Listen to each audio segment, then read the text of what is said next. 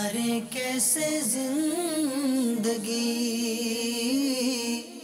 آؤ علماء سے پوچھ لیں، آئے جو مشکل پیش کوئی، آؤ علماء سے پوچھ لیں۔ الحمدللہ رب العالمین والصلاة والسلام علی سید المرسلین، اما بعد فاعوذ باللہ من الشیطان الرجیم، بسم اللہ الرحمن الرحیم۔ الصلاة والسلام علیک یا رسول اللہ، الصلاة والسلام علیک یا حبیب اللہ، الصلاة والسلام علیک یا نبی اللہ، وعلی آلک واصحابک یا نور اللہ۔ پیارے اور محترم اسلامی بھائیوں، دارالافتاء اہل سنت سلسلے میں مرحبا کہتے ہیں۔ درود پاک کی فضیلت سماعت فرما لیجئے۔ امیر اہل سنت دامت برکاتہم العالیہ نے اپنے رسالے ضیاء درود و سلام کے صفحہ نمبر 4 پر حدیث پاک نقل کی کہ تم جہاں بھی ہو مجھ پر درود پڑھو کہ تمہارا درود مجھ تک پہنچتا ہے۔ صلو علی الحبیب صلی اللہ تعالی علی محمد صلی اللہ تعالی علیہ وآلہ وسلم۔ ایک سوال حضور کسی نے پوچھا تھا، اپنے شرٹ وغیرہ پہنی ہوتی ہے، عام طور پہ ٹی شرٹس وغیرہ ہوتی ہیں، اس پہ مونوگرام بنے ہوتے ہیں، جیسے مثال کے طور پر گھوڑے کا بنا ہوا ہے، اونٹ کا بنا ہوا ہے۔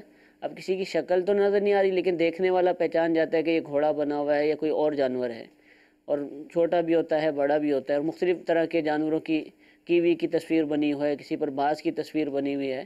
تو ایسے شرٹس، ایسے کپڑے پہن کر کہ جس پر اس طرح کی تصویریں ہیں کہ بظاہر تو شکل نظر نہیں آ رہی، اس کے آنکھ ناک کان سمجھ نہیں آ رہے، لیکن دیکھنے والا سمجھ جاتا ہے کہ یہ فلاں جانور ہے، تو ایسے کپڑے پہن کر نماز پڑھنا کیسا؟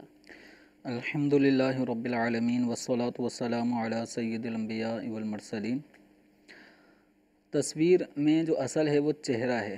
حضرت سیدنا ابو ہریرہ رضی اللہ تعالی عنہ سے روایت ہے، الصورۃ هو الرأس، چہرہ جو تصویر میں جس کی ممانعت ہے وہ ہے سر، سر سے مراد چہرہ لیا جاتا ہے۔ تو اگر شرٹ پر یا کسی بھی جیکٹ پر یا کسی بھی بیگ وغیرہ پر اگر ایسی تصویر بنی ہوئی ہے کہ جس میں ہمیں جانور کی تو نشاندہی ہو رہی ہے کہ یہ ہاتھی ہے، گھوڑا ہے یا باز ہے یا کوئی بھی پرندہ درندہ ہے، لیکن اگر اس کے غور کرنے پر اس کا چہرہ نمایاں نہیں ہوتا، ٹھیک ہے، عام طور پہ آپ جس مونوگرام کی بات فرما رہے ہیں تو وہ مونوگرام بھی عام طور پہ اس میں واضح نہیں ہوتا کہ یہ گھوڑا ہے، نہ اس کی آنکھ ہوتی ہے، نہ اس کے ہونٹ ہوتے ہیں، نہ اس کے منہ، کوئی شیپ شکل اس کی نہیں بن رہی ہوتی، بس وہ محسوس ہو رہا ہوتا ہے کہ یہ بھاگتے ہوئے اسٹائل میں اور اس کے اوپر بیٹھے ہوئے کسی شخص کو دکھایا جا رہا ہے کہ یہ گھوڑے پہ سوار ہے، لیکن وہ گھوڑے کی شکل و صورت نہ ہی اس آدمی بیٹھے ہوئے شخص کی کوئی شکل و صورت واضح ہوتی ہے، بس وہ دھاگوں سے بنا ہوا ایک مونوگرام ہوتا ہے۔ تو ایسی تصویر والے جس میں چہرہ ہی واضح نہ ہو تو لباس پہن کر نماز پڑھنے سے نماز ہو جاتی ہے، نماز میں کراہت نہیں آتی۔ البتہ جس طرح ایک سوال پیدا ہو رہا ہے تو ایسا لباس پہننے سے گریز کرنا چاہیے کہ جس پہ نکتہ چینی ہو، مسلمان اس میں تشویش میں آئیں، تو جیسے خاص کر نماز جیسے مسئلے میں لوگوں کو تشویش ہو کہ آیا اس لباس میں نماز ہوگی نہیں ہوگی، تو ایسے لباس سے گریز کرنا یہ بہتر ہے۔ لیکن اس طرح کی تصویر والے لباس کے جس میں تصویر کا چہرہ نمایاں نہ ہو، ظاہر ہی نہ ہو رہا ہو، تو اس تصویر والے لباس کو پہن کر نماز پڑھنے سے نماز ہو جاتی ہے۔ ٹھیک ہے، جزاک اللہ جی۔ ایک کال چلا دیجیے۔ مفتی صاحب کی بارگاہ میں عرض ہے کہ اگر نفلی دن کا کام کرنے کی والدین اجازت نہ دیں تو ان کی بات ماننا ضروری ہے؟ نفلی کام سے اگر والدین منع کر رہے ہیں تو والدین کے ممانعت کے درجے کو بھی دیکھا جائے۔ پہلے یہ بھی ساتھ بتاتے چلیے، نفلی کام یہ تو سمجھ رہے ہوں گے، لوگوں کو بھی سمجھ نفلی کام سے مراد جیسے کچھ کام ایسے ہیں جو شریعت مطہرہ نے ہم پر واجب کیے ہیں، فرض فرمائے ہیں، جیسے شرائط پائے جانے کی صورت میں زکوٰۃ فرض ہے، حج فرض ہے، اسی طرح روزے کے شرائط پائے جا رہے ہیں تو روزہ رکھنا ماہ رمضان کا فرض ہے، نماز فرض ہے، اور کچھ واجبات ہیں جیسے شرائط پائے جانے کی صورت میں قربانی کرنا یہ واجب ہوتی ہے، صدقہ فطر دینا واجب ہوتا ہے. تو اس طرح کچھ احکامات ایسے ہیں کہ جن کی ادائیگی ضروری ہے، ادائیگی نہ کرنے کی صورت میں آدمی گناہ گار ہوتا ہے. ٹھیک ہے. جیسے نمازوں کے اندر پانچوں نمازوں کے فرائض ہیں، اور اسی طرح جو کچھ نمازیں سنت موقدہ ہیں، اور وطر عشاء کی نماز کے اندر جو پڑھے جاتے ہیں وطر، یہ واجب ہیں. تو کچھ نمازیں نوافل کے درجے میں ہیں. اگر کوئی نوافل پڑھتا ہے، جیسے مغرب کے بعد 2 سنت پھر 2 نفل ہیں، عشاء کے بعد بھی نوافل آ جاتے ہیں. تو اگر کوئی نوافل نہیں پڑھتا تو گناہ گار نہیں ہے. ٹھیک ہے. اب سوال یہ کیا جا رہا ہے کہ نفل عمل ایک آدمی کرنا چاہتا ہے اور والدین اس سے منع کر رہے ہیں. تو اب والدین کے ممانعت کو دیکھا جائے گا وہ کس کیٹیگری کی. ٹھیک ہے. اگر وہ نفل کام ایسا ہے کہ والدین کو، آدمی تو نفلی کام کر رہا ہے لیکن والدین اس کو سختی کے ساتھ منع کر رہے ہیں اور اس کام کے کرنے میں والدین کی دل آزادی بھی ہوتی ہو، ٹھیک ہے، تو اب ایسی صورت میں اپنے والدین کے حکم کو فالو کیا رہے. جیسے مثلاً کوئی مثال دیتے ہوئے سمجھائیے. اب اس کی مثال کے طور پہ یہ بھی ایک ممکن ہو سکتی ہے، جیسے کوئی آدمی 2 رکعت نفل پڑھنا چاہ رہا ہے ٹھیک ہے، اور والدین کو اس وقت ایک حاجت ہے، اس کو کسی کام کے لیے بھیج رہے ہیں کہ آپ فوراً جاؤ، وہاں جانا ہے تمہیں. ٹھیک ہے، یہ کہتا ہے میں 2 رکعت نفل پڑھ کے ہی جاؤں گا. والدین کہتے ہیں نہیں، نفل آخر پڑھ لینا، پہلے تم نے جانا ہے. ٹھیک ہے. ابھی اگر نفل پڑھنا شروع کر دے گا تو والدین کو اس کی وجہ سے اذیت ہو رہی ہے، تو اب یہ نوافل ادا نہ کرے، یہ بعد میں آ کے ادا کر لیں. ٹھیک ہے، یہ اپنے والدین کی اطاعت کرے. جبکہ والدین جس کام کے لیے بھیج رہے ہیں وہ کام بھی 100% جائز ہو، تو اپنے والدین کے حکم کی تعمیل کرنا ان کے اوپر ضروری ہوگا. ٹھیک ہے. حضور، جس طرح کا دورہ ہے، لوگ تو واجبات اور فرائض سے بھی منع کر دیتے ہیں. بہت ساری چیزیں ہم دیکھتے ہیں کہ وہ بچوں کو دور رکھنے کی وہ تلقین کر رہے ہوتے ہیں اس سے. اگر ایسی صورت میں کوئی نفل سے یوں ہی منع کر رہے کہ کرنا ہی نہیں ہے، ایک تو آپ جو جواب دے رہے ہیں وہ یہ ہے کہ بعد میں کر لینا یوں ہے، بالکل بھئی آپ کو اجازت نہیں ہے نفلی عبادات کرنے سے، یا فرائض واجبات ہی کہہ لیجئے، تو اب کیا اب بھی لازم ہے حکم ماننا؟ اب یہ ہے کہ نوافل کے درجے تک تو اگر ان کی ناراضگی ہے ٹھیک ہے، تو اپنے والدین کو راضی کرنے کی کوشش صحیح. کرے. والدین کو راضی کرنے کی بہت ساری کوششیں، جس طرح پیسے لینے ہوتے ہیں تو بچے کس طرح اپنے والدین سے ضد کر کے منا لیتے ہیں، حالانکہ والدین منع کر رہے ہوتے ہیں لیکن بچے منا لیتے ہیں. تو اسی طرح کوئی نفلی کام ہے، والدین اگر اس سے منع کر رہے ہیں تو یہ واقعتاً عاجزی کا اظہار کرتے ہوئے اپنے والدین سے ریکویسٹ کرے، اجازت لے. ٹھیک ہے، تو یہ درست سمجھ میں آتا ہے. اور والدین عام طور پہ اجازت دے ہی دیتے ہیں، لیکن اجازت لینے کا انداز وہ ڈیپینڈ کرتا ہے. اگر سخت انداز میں اجازت لے گا تو والدین کے اوپر تو یہ حکم چلانے والی بات ہوگی. تو عرض معروض والے انداز میں ہی اپنے والدین سے رابطہ کرے.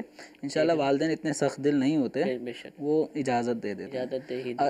اب اگر کوئی علم ایسا ہے کہ جس کا سیکھنا فرض یا واجب کے درجے میں ہے، اور اس آدمی کی اپنی ذات سے متعلق اس فرض یا واجب کا علم اس کو سیکھنا ضروری ہو رہا ہے کہ فرض کا علم سیکھنا فرض ہے، واجب کا علم سیکھنا واجب ہے، اور یہ فرض یا واجب کی ادائیگی کا موقع بھی آ گیا، اب وہ پوچھنا چاہ رہا ہے، سیکھنا چاہ رہا ہے، والدین اس سے منع کر رہے ہیں کہ نہیں سیکھنا نہیں ہے.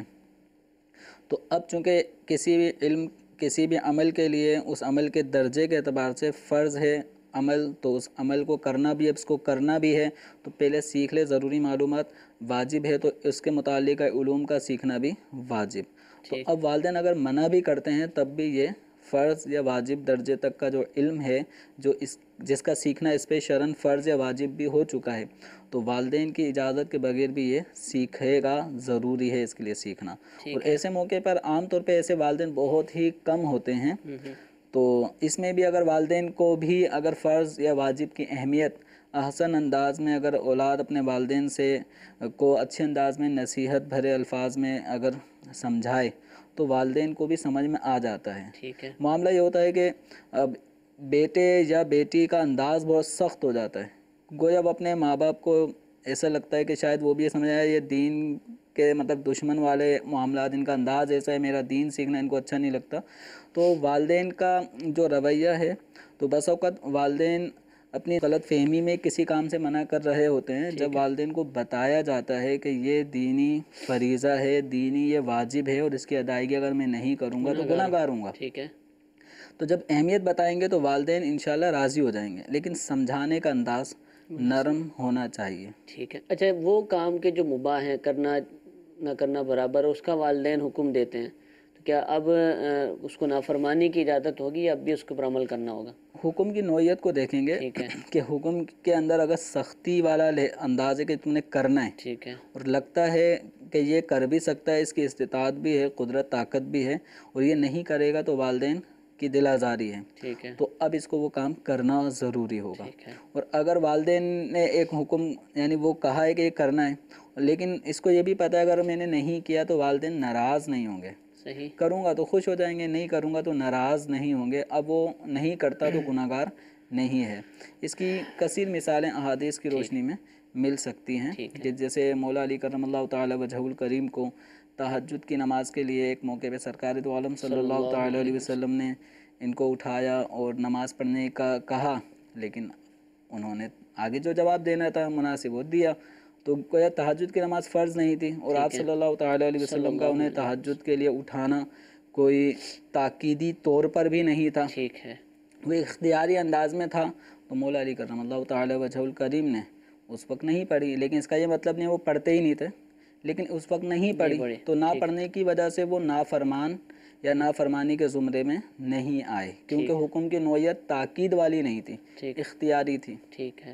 اچھا حضور، والدین کے متعلق الحمدللہ تفصیل کے ساتھ آپ نے ارشاد فرمایا اور ان کا حکم ماننے کے حوالے سے بھی ذہن دے دیا ہے، لیکن جس طرح کا معاشرہ چل رہا ہے اور اولاد جس طرح باہر جاتی ہے، اسکول کالج میں پڑھتی ہے، دوستوں سے ملتی ہے، اس کے بعد ظاہر سی بات ہے اور علم دین سے دوری بھی پائی جا رہی ہے، دینی ماحول بھی نصیب نہیں ہے، تو ایک یعنی وہ کہہ لیجئے کہ لڑائی جھگڑے والا ماحول اور نافرمانی والا ایک ذہن بنا ہوتا ہے عموماً کئی لوگوں کا۔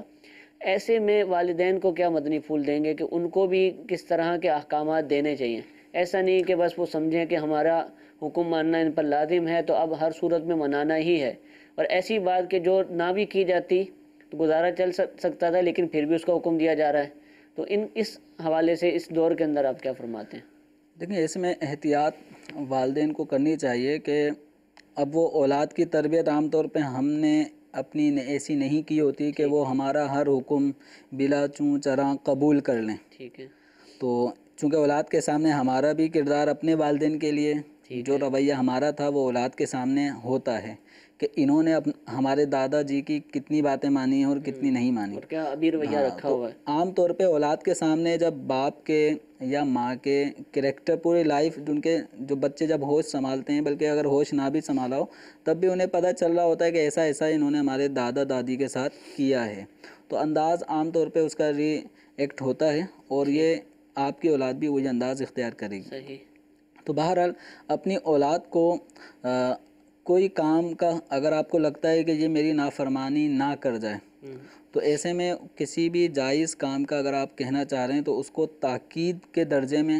نہ رکھیں کہ اگر اس نے یہ کام نہیں کیا تو آپ ایک دم ناراض ہو جائیں، اس سے اس کی آخرت کا معاملہ سختی میں آ سکتا ہے، تو ایسے میں بہتر یہ ہے کہ اپنے اس کام کو ایک ترغیبی انداز میں ہی رکھا جائے کہ بیٹا اگر آپ جا رہے ہو اگر ساتھ ہی ساتھ یہ کام کر لو تو کیسا رہے گا۔ اب اس میں کیا ہے کیسا رہے گا، اب اس کے ذہن میں وہ کام کرنا ہے نہیں کرنا، جو بھی اس کی رائے ہوگی وہ اپنی رائے کا اظہار کرے گا، ہو سکتا ہے وہ اپنی رائے دینے میں غلطی پر ہو، آپ کے سامنے اس کی جب رائے آ جائے گی تو اب آپ کو اس کی غلطی کی نشاندہی بھی ہو گئی کہ یار یہ اس کام کی وجہ سے نہیں کر رہا، اس بات کی وجہ سے نہیں کر رہا، آپ اس کا ازالہ کرنے کی پوزیشن میں ہے تو وہ کر دیں گے، وہ غلط فہمی اس کی دور ہو جائے گی، پھر وہ کام کرنے کے لیے ہو سکتا ہے راضی ہو جائے۔ تو ہونا یہ چاہیے کہ تاکید نہ کریں، صحیح، اگر کام آپشن کے ساتھ دیا جائے گا تو اس میں اولاد کے سامنے دو راہیں ہوں گی کہ یہ کرنا ہوگا یا نہیں کرنا ہوگا، تو وہ پھر کسی ایک رائے کو ہو سکتا ہے آپ کے چاہت کے مطابق یہ کام کرنے کو اوکے کر دے گا، ٹھیک ہے میں یہ کام کر لوں گا۔ امیر اہل سنت دامت برکاتہم العالیہ کی سیرت میں بھی یہ چیز ہمیں سیکھنے کو ملتی ہے، اور امیر اہل سنت نے مدنی مذاکرے میں بھی کسی موقع پر یہ فرمایا تھا کہ اپنی اولاد کو جب آپ حکم کسی بھی کام کے بارے میں کچھ فرماتے تو حکم کے درجے میں نہیں، صحیح، مطلب ایک اختیار بھی رہے اور بچے وہ کام اگر نہ بھی کریں تو نافرمانی کے زمرے میں نہ آئے، تو ایک آپشنلی انداز اختیار کیا کرتے تھے۔ ٹھیک ہے، اللہ تعالیٰ ہم سب کو بھی والدین کی اطاعت، ان کی فرمانبرداری کرنے کی توفیق عطا فرمائے، دین متین کے احکام سیکھتے ہوئے ان پر عمل کرنے کی توفیق عطا فرمائے۔ اگر ہم خود والدین میں شمار ہوتے ہیں تو پھر والدین کو اپنی اولاد کے ساتھ کیسا رویہ رکھنا چاہیے، کس انداز سے ان کو ڈیل کرنا چاہیے، کس طرح ان کے معاملات کو آگے بڑھانا چاہیے، اس کو بھی سیکھنے کی ضرورت ہے۔ مدنی چینل دیکھتے رہیے، مدنی مذاکرے دیکھتے رہیے، انشاءاللہ امیر اہل سنت دامت برکاتہ العالیہ کے مدنی پھول سنتے رہیں گے تو اس طرح کی باتیں بھی سمجھنے، سیکھنے کا، عمل کرنے کا انشاءاللہ موقع اور جذبہ حاصل ہوگا۔ ایک ویڈیو سوال ہمارے پاس موجود ہے، سلسلے کا حصہ بناتے ہیں جی۔ جنت کے اندر ہمیں حوریں ملیں گی یا 70 حوریں ملیں گی؟ کیا جو دنیا کے اندر ہمارے ساتھ موجودہ بیویاں ہیں، کیا یہ بیویاں بھی ہمارے ساتھ ہوں گی؟ جی حضور۔ جنت میں جو جنتی ہوگا اللہ تبارک و تعالیٰ اس کے حسب مراتب، اس کی نیکیوں کے اعتبار سے جو انعامات عطا فرمائے گا، تو ان میں حوروں کی بھی تعداد ہوگی، تو کسی کو اتنی حوریں، کسی کو اس سے زیادہ حوریں ملیں گی۔ رہا معاملہ ہے کہ جو جنت میں کیا جو دنیا میں جو بیوی تھی وہ بھی دی جائے گی، تو جو میاں بیوی دنیا میں باقاعدہ ایک ساتھ رہے، طلاقیں بھی نہیں ہوئیں، ٹھیک ہے۔ اور اسی صورت میں بیوی کا انتقال ہو گیا یا شوہر کا انتقال ہو گیا اور عورت نے کہیں نکاح نہ کیا، تو جب یہ دونوں اگر بفضل خداوندی اگر یہ داخل جنت ہوں گے تو ان دونوں میاں بیوی کو جنت میں بھی میاں بیوی کی حیثیت عطا کر دی جائے گی۔ سبحان اللہ۔ اور یہ بھی آتا ہے کہ جو دنیا میں جو عورت مومنہ عورت تھی اس آدمی کے نکاح میں، تو وہ حوروں پر سب سے زیادہ فضیلت رکھتی ہوگی۔ ماشاءاللہ۔ تو عورت کو بھی یہ انعام و اکرام دیا جائے گا کہ جنتی حوریں جن کا حسن اپنی جگہ بے مثال ہے، یہ جنتی دنیاوی عورت مومنہ مسلمہ مسلمان عورت، تو یہ جنت میں حوروں سے بڑھ کر حسن و جمال والی ہوگی۔ ٹھیک ہے، اللہ تعالیٰ ہم سب کو جنت اور جنت الفردوس عطا فرمائے، اللہم آمین۔ جنت میں جانے کا جذبہ شوق عطا فرمائے، جنت سے محبت عطا فرمائے، جنت میں لے جانے والے اعمال کرنے کی توفیق عطا فرمائے۔ اور اس کا طریقہ بھی یہ ہے کہ جو اعمال کریں گے تو انشاءاللہ جنت میں بھی جائیں گے اللہ کی رحمت سے، تو ان اعمال کا سیکھنا بھی ہم پر ضروری ہے۔ الحمدللہ دعوت اسلامی کا جو مکتبۃ المدینہ ہے، اس نے المدینہ العلمیہ کے تعاون سے جنت میں لے جانے والے اعمال اسلام کی کتاب الحمدللہ یہ شائع کی ہے۔ بہت ساری کتابیں ہیں، ان میں بھی جو اعمال درج ہوتے ہیں وہ بھی جنت ہی کا راستہ ہوتے ہیں۔ گناہوں کی جو معرفت دی جاتی ہے، ان سے جو بچنے کا موقع ملتا ہے، وہ بھی جنت کا راستہ ہوتا ہے۔ لیکن خاص اس ٹاپک کے اوپر کہ جنت میں کون کون سے اعمال لے جاتے ہیں، الحمدللہ یہ کتاب موجود ہے۔ اور جہنم میں لے جانے والے اعمال، یہ کتاب بھی الحمدللہ مکتبۃ المدینہ پر دستیاب ہے۔ اس طرح کی جتنی بھی کتابیں ہیں آپ ان کو حاصل کیجیے، ان کو پڑھیے۔ جنت میں کیا کیا ہوگا، جنت میں کس طرح کے انعامات و اکرامات ملیں گے، ان کو بھی پڑھنے کی ضرورت ہے۔ یہ پڑھیں گے تو انشاءاللہ جنت میں جانے کا شوق بھی پیدا ہوگا، جنتیوں کے احوال پڑھیں گے تو انشاءاللہ عز و جل جنت سے محبت بھی بڑھے گی، اور دنیا میں ایسے اعمال کرنے کی سعادت حاصل ہوگی کہ جو جنت میں لے کر جاتے ہیں۔ اللہ تعالی ہم سب کو یہ سعادت عطا فرمائے۔ ایک کال سلسلے میں مزید شامل کرتے ہیں جی۔ آج کل ایک ٹوپی نکلی ہے جس کے اوپر نا نالین شریف بنا ہوا ہے نا ٹوپی کے اوپر، کیا اس طرح کی ٹوپی پہننا درست ہے؟ سر کے اوپر نالین شریف بنا ہوا ہوتا ہے۔ جی حضور۔ ایسی ٹوپیاں جس کے عام طور پہ شاید یہ بیچ سر کے اوپر جی۔ نالین شریف بنا ہوا ہوتا ہے، یہ کڑھائی وغیرہ کے ذریعے سے، تو ایسی ٹوپی کا پہننا بلا شبہ جائز ہے، اس میں ٹھیک ہے۔ کسی قسم کا کوئی حرج نہیں ہے۔ اگر نالین شریف کا جو نقش پر مشتمل کوئی ٹوپی ہے وہ اگر کوئی پہنتا ہے تو بلا شبہ اس میں کوئی حرج نہیں ہے۔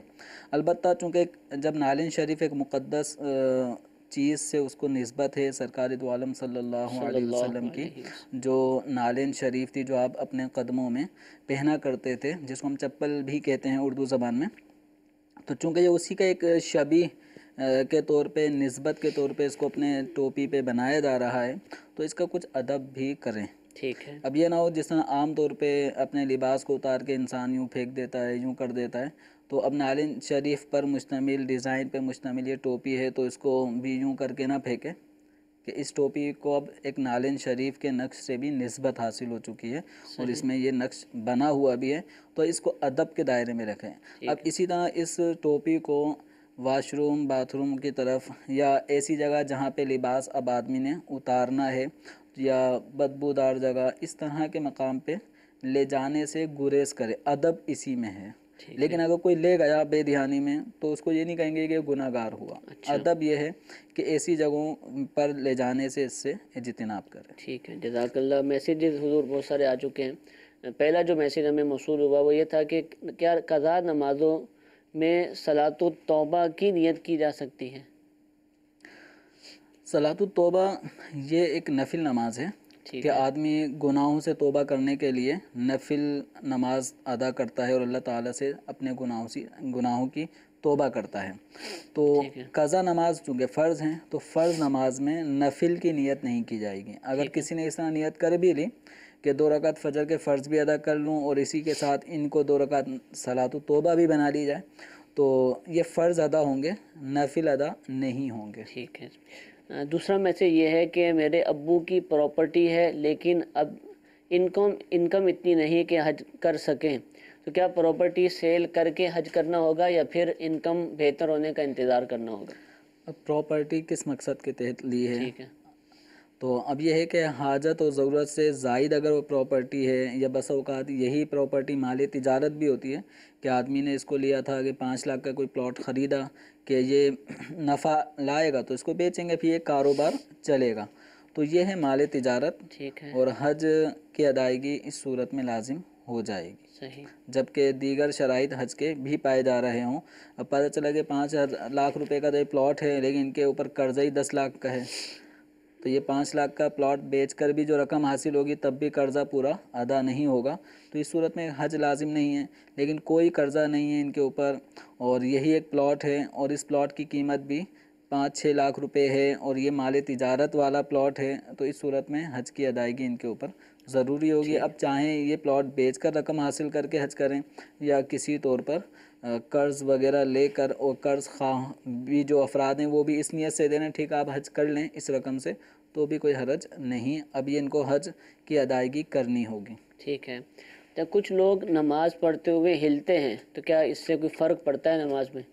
نماز پڑھتے ہوئے تمایل کا مطلب دائیں بائیں جھومنا. ٹھیک ہے. اس کو یوں سمجھانے کے لیے یہ عرض کروں گا جیسے صلاۃ و سلام پڑھ رہے ہوتے ہیں تو خوب جھوم جھوم کر عاشقان رسول پڑھ رہے ہوتے ہیں نا، تو اس انداز میں نماز نہیں پڑھی جائے گی. اگر کوئی اس انداز میں جھوم جھوم کر نماز پڑھتا ہے تو یہ مکروہ عمل ہے. ٹھیک ہے. البتہ ایک عمل ہے تراوح کا مطلب ہے کہ پاؤں پہ، دونوں پاؤں پہ کھڑا ہو اس انداز میں کہ کبھی سیدھے پاؤں پر وزن زیادہ آ جائے، ٹھیک ہے، الٹے پاؤں سے وزن تھوڑا کم کر دیں، کبھی الٹے پاؤں پر اپنا وزن سارا دے دیں اور سیدھے پاؤں سے وزن کم کر دیں کبھی.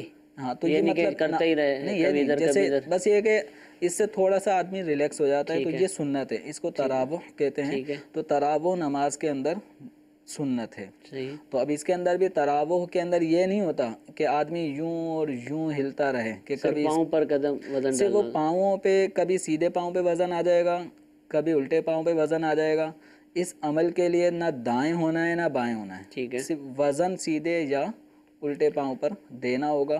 تو یہ قیام کی حالت میں یہ عمل مسنون ہے، سنت ہے. تو اس کے لیے ہلنا اور جھومنا ایک الگ چیز ہے، وہ تمایل ہے، تمایل یعنی جھومنا، تو یہ مکروہ ہے. اگر تھکاوٹ نہیں ہے بالکل فریش ہے تو کیا اب بھی وہ تراوح کرے گا؟ وہ راحت حاصل کرنے کے لیے اگر کوئی کرتا ہے، جیسے تراویح کی نماز میں عام طور پہ چونکہ طویل قرات کی جا رہی ہوتی ہے تو اس میں تھکاوٹ ہو جاتی ہے. بھلے وہ 10 رکعتیں پڑھنے کے بعد 11ویں کے لیے کھڑا ہو رہا ہے تو تھوڑا بہت پاؤں میں، جوڑوں میں، گھٹنوں میں کچھ تکلیف ہونے لگتی ہے، تو اس عمل سے کسی حد تک راحت حاصل ہوتی ہے. اس کا نام ہی تراوح کا مطلب ہی راحت حاصل کرنا. ٹھیک ہے. تو اس سے سنت بھی ادا ہو جائے گی، بنیت ادائے سنت ہی عمل کریں تو سنت بھی ادا ہو جائے گی اور انشاءاللہ سنت کی برکت سے راحت بھی نصیب ہوگی انشاءاللہ عز و جل. جی ایک اور کال چلائیے. میرا مفتی صاحب کی بارگاہ میں سوال ہے، عصر کی نماز، ظہر کی نماز اور مغرب کی نماز یہ سفر میں اکٹھی ادا کی جا سکتے ہیں یا نہیں؟ اکٹھی نہیں پڑھیں گے، ہر نماز کو اس کے وقت میں ادا کیا جائے گا. فجر کو فجر میں پڑھیں گے، ظہر کو ظہر میں، عصر کو عصر میں. البتہ سفر میں یہ کیا جا سکتا ہے جس کو ہم یہ کہتے ہیں کہ جمع سوری. جمع سوری کا مطلب 2 نمازوں کو بظاہر ایک ہی وقت میں ادا کرنا سمجھ میں آ رہا ہوتا ہے، لیکن ظہر کے وقت میں ادا کی جا رہی ہوتی ہے، عصر کے وقت میں ادا کی جا رہی ہوتی ہے. اس کی مثال یوں لے لیں کہ جیسے مثال کے طور پہ شام 5 بجے ظہر کا وقت ختم اور عصر کا وقت شروع ہو رہا ہو، تو یہ 4:45 بجے یا 4:50 پہ سفر منقطع کرتے ہیں اور یہ ظہر کی نماز ادا کر لیتے ہیں. ظہر کی نماز ادا کرنے کے بعد انتظار کرتے ہیں یہاں تک کہ 5 بج گئے اور عصر کا وقت شروع ہو گیا. عصر کا وقت شروع ہوتے ہی نماز عصر ادا کر لیں. اب بظاہر سفر کے دوران ایک ہی دفعہ انہوں نے سفر کو منقطع کیا، روکا اور پڑاؤ ڈالا اور نماز ادا کی، ظہر بھی پڑھ لی آخری وقتوں میں اور عصر پڑھ لی اول وقت میں۔ اب یہ اپنا سفر لمبا دراز کر لیں یہاں تک کہ مغرب شروع ہو جائے، مغرب کا بھی آخری وقت جو ہو رہا ہے، مثال کے طور پہ 8 بجے مغرب کا وقت ختم ہو جائے گا، تو یہ کر لیں کہ 7:50 پہ یہ مغرب کی نماز ادا کر لیں، پھر تھوڑا انتظار کر لیں جب عشاء کی نماز کا وقت شروع ہو جائے، جیسے 8 بجے عشاء کی نماز کا وقت شروع ہو رہا ہو تو اب یہ عشاء کی نماز 8 بجنے کے بعد فوراً ادا کر لیں۔ تو اس طرح دونوں نمازوں کو ایک ساتھ جمع کرنا صورتاً ظاہراً پایا جا رہا ہے، لیکن حقیقتاً ہر نماز اپنے اپنے وقت میں ادا کی جا رہی ہے۔ ٹھیک ہے، تو اس طرح یہ کر سکتے ہیں، جس کو جمع سوری کہتے ہیں۔ یہ نہیں کریں گے کہ ظہر کی نماز کو عصر میں یا مغرب کی نماز کو عشاء کے وقت میں لے جا کر یا عشاء کی نماز کو مغرب میں، تو اس عمل سے اجتناب کیا جائے۔ البتہ کچھ شرائط ہیں، اس کے اعتبار سے گنجائش علماء نے رکھی ہے، لیکن عوام بہرحال اس کی پرواہ نہیں کرتے، تو احتیاط اسی میں ہے کہ ہر نماز کو اس کے وقت میں ہی ادا کریں، ٹھیک ہے، پہلے والی نماز کو آخری وقت میں کے اندر ادا کر لیں اور بعد والی نماز کو اول وقت میں ادا کر لیں۔ ٹھیک ہے، جزاک اللہ جی۔ ایک اور کال چلائیے۔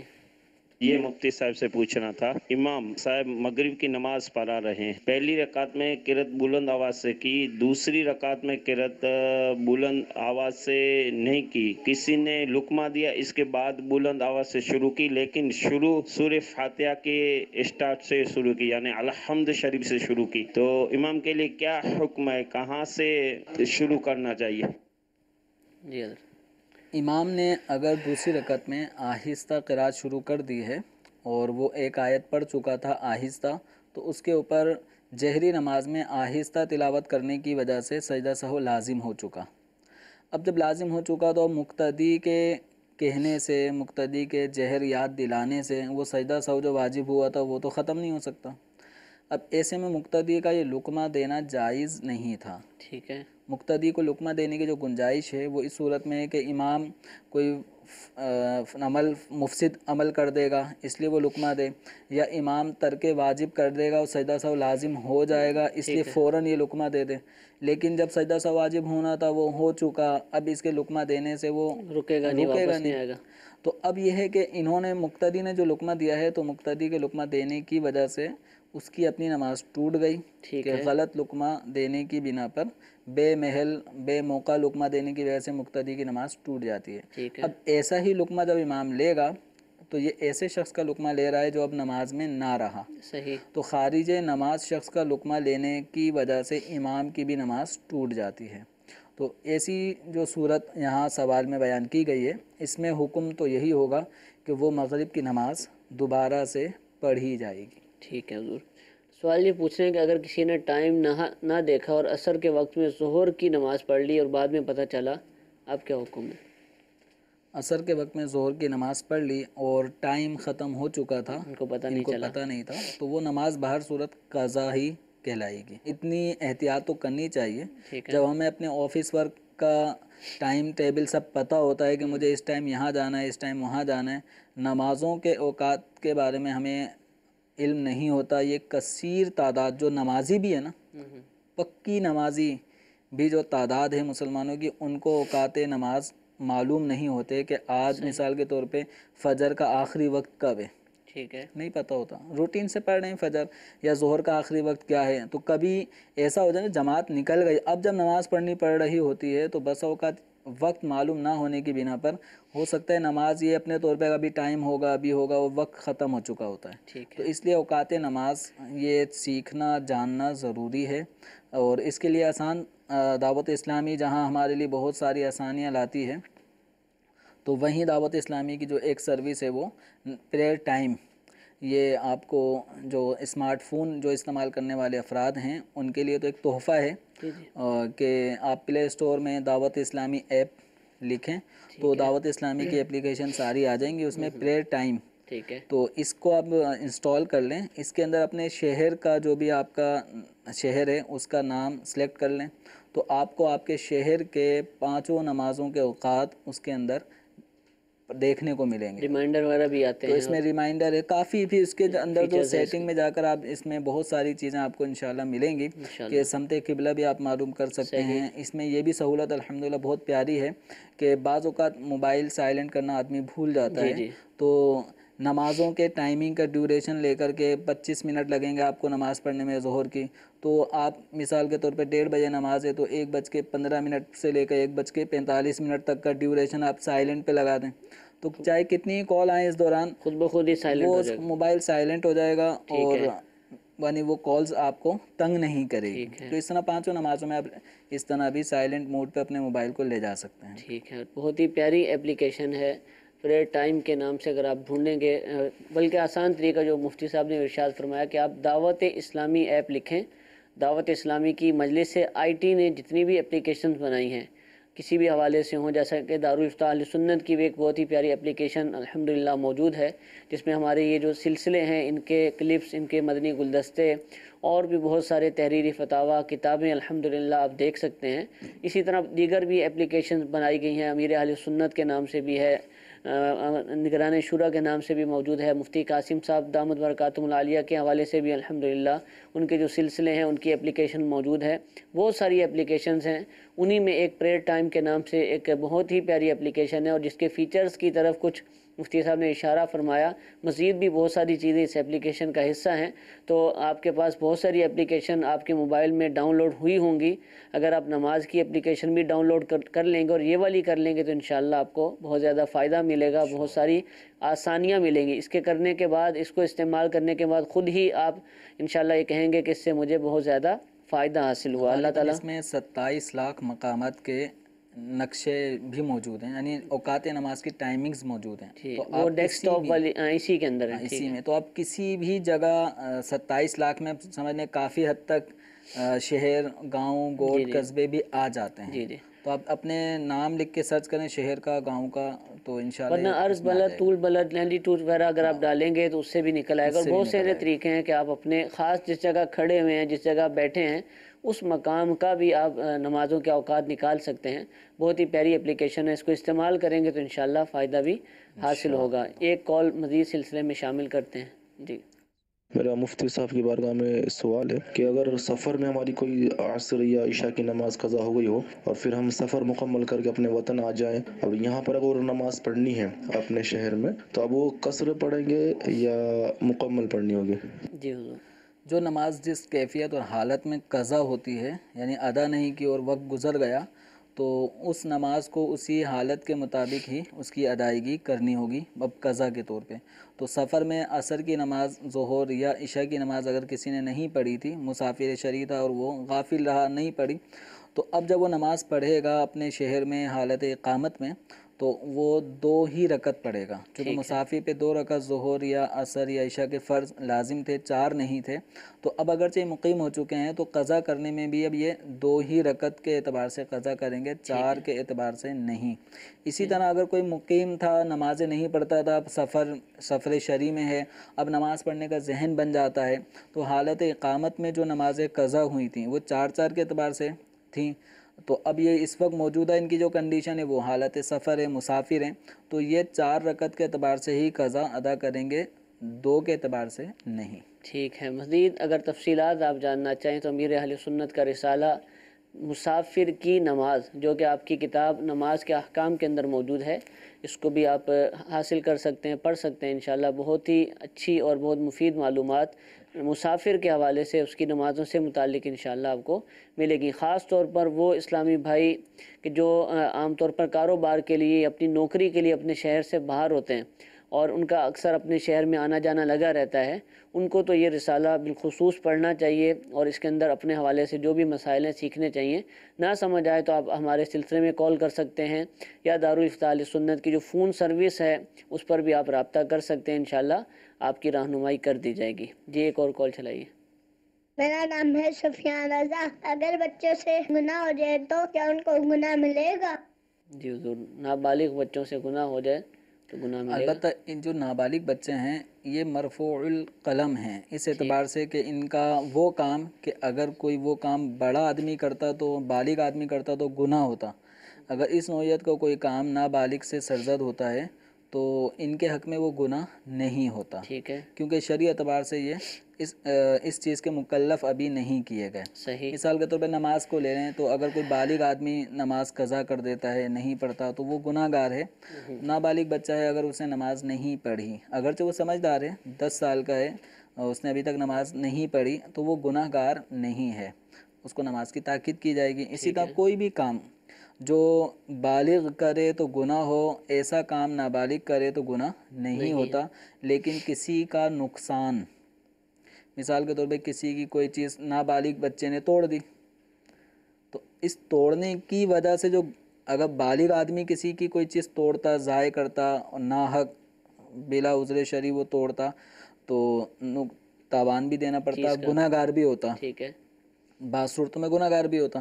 تو اب یہی کام اگر نابالغ نے کیا ہے، کسی کی کوئی چیز پینسل ہے توڑ دی، اب دوسرا بچہ رو رہا ہے تو یہ دل آزاری والا کام کیا ہے، تو اس پہ گناہ نہیں ہے، لیکن اس نے جو چیز توڑی ہے، اس کی وجہ سے جو نقصان ہوا ہے، اس کی تلافی اس کے مال سے کی جائے گی۔ ٹھیک ہے، یعنی کسی کی پینسل لے کے کسی نے پھینک دیا، وہ مل ہی نہیں رہی، تو اب اس نابالغ بچے جس نے توڑی ہے، پھینکی ہے، اس کے مال سے وہ پینسل کا تاوان ادا کیا جائے گا۔ اس کے مال سے کیا مراد؟ جو نابالغ بچہ ہے اس کی اپنی مملوکہ چیزوں سے تاوان ادا کیا جائے گا۔ ابھی والد ادا کرنا چاہیں تو وہ بھی ادا کر سکتے ہیں، لیکن نقصان بچے پر ہی لازم ہوگا مالی۔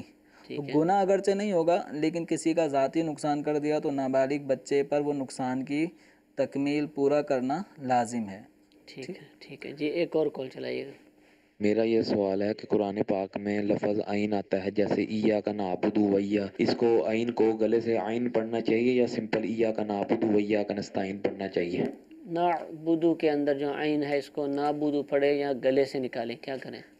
جو اس لفظ کا مخرج ہے نا، مخرج مانے جہاں سے یہ آواز پیدا ہوتی ہے، نکلتی ہے، وہیں سے نکالا جائے گا۔ ٹھیک ہے، اب نعبدو اسی طرح پڑھا جائے گا، اس کو نعبدو حمزہ کی طرح نہیں پڑھیں گے۔ ٹھیک ہے، اب یہ کہ عین بہت زیادہ ہی عین نکالتے ہیں تکلف کے ساتھ، تو اسلام نے ہمیں اس طرح تکلف میں پڑھنے کا نہیں کہا، یا جیسے بعض ہا اتنی زیادہ ہا کر کے ادا کرتے ہیں تو اگلا شخص سننے والے کی اتنی ہا تو ضروری نہیں تھی، جتنے سے نکالیے۔